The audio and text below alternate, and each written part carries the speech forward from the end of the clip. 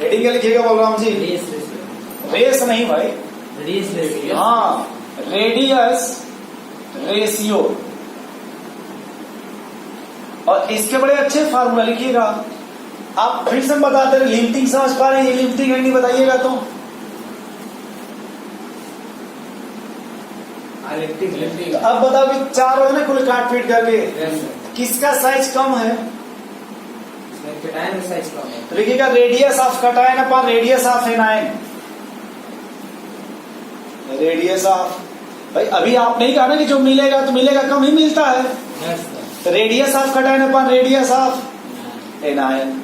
Cation को हमेशा लिखिएगा छोटा है कि नहीं, तो क्या लिखिएगा? अरे भाई कटायन को स्मॉल आर लिखिएगा, एनायन को क्या लिखिएगा? Capital R. या फिर ऐसे आप लिख लो आर पॉजिटिव और आर नेगेटिव। नहीं समझ पा रहे, बोलो भाई बलराम ऐसे भैया। या फिर ऐसे लिख लो आप आर सी अपन आर टी।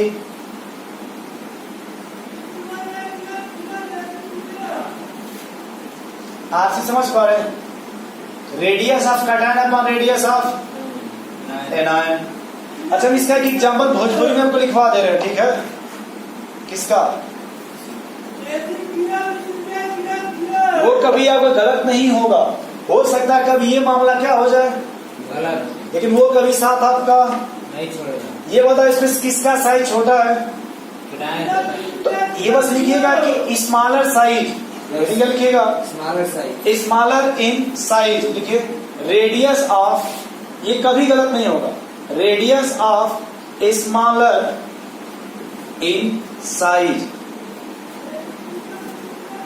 और ब्रैकेट में क्या लिख लीजिएगा? क्योंकि चार्ज है ना भैया। Yes sir. अभी हमने देखो बलराम जी आपसे कहा कि आप एटम का कभी रेडियस नहीं निकाल सकते, इसीलिए हम आप एटम नहीं लिख रहे हैं। Yes sir. Radius of smaller in size, लेकिन हम मेन क्या लिख रहे हैं यहाँ पे? आयन से लिख रहे हैं, हम यहाँ एटम नहीं लिख रहे हैं। Yes sir. आप समझ पा रहे हैं हर्षित भैया? क्या कहते हैं एटम क्यों नहीं लिख रहे हैं हम?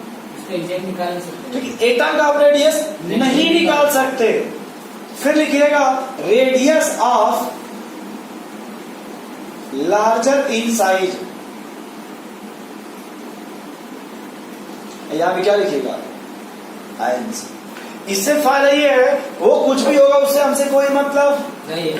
जो छोटा होगा उसे हमेशा कहाँ रखिएगा? ऊपर। चाहे तो मैथ में कम पाओ, चाहे बायो में कम पाओ, चाहे किसी में कम, उससे हमसे कोई मतलब क्या? Yes. कम है तो कम, हर्षित है। Yes sir. फेल है तो फेल है, तो कम है तो फेल है। Yes. सिंपल सी बात है भाई, किसी में कम हो जाए उससे हमसे क्या मतलब? नहीं है। एग्जाम्पल हम बता दे रहे क्यों हम आपको इस तरह से कहे, क्योंकि आप नाम सुनेंगे सीजियम क्लोराइड का, इसका साइज बड़ा होता है, इसका साइज छोटा होता है। Yes, sir. तो इसीलिए हमने कहा कि radius of smaller in size upon radius of larger in size. क्योंकि यहाँ पे मामला देखिए उल्टा हो जाएगा ये फिर, ठीक है? अगर आप इसको लार्जर बोलेंगे तो ऊपर चला जाएगा ना यहाँ, यस सर। सॉरी ये निगेटिव ऊपर चला जाएगा और ये कटायन कहाँ जाएगा? कटायन फिर ऊपर चला जाएगा। हाँ जो भी है मिला लीजिएगा। Yes sir. चलिए आगे चला जाए। इसका 3 नहीं 4 यूज है एप्लीकेशन रेडियस का। कितने एप्लीकेशन? 4। एक हम लोग निकालते हैं radius ratio for triangular wides. Yes sir. जिसके सवाल आपको शायद मिले, भाग्य की बात है, ठीक है? एक होता है रेडियस फॉर टेट्राहेड्रल वाइड्स, वो आपके सिलेबस में है। Yes sir. तीसरा है रेडियस ऑफ ऑक्टाहेड्रल वाइड्स, वो भी आपके सिलेबस में है। और फोर्थ है radius of cube radius ratio.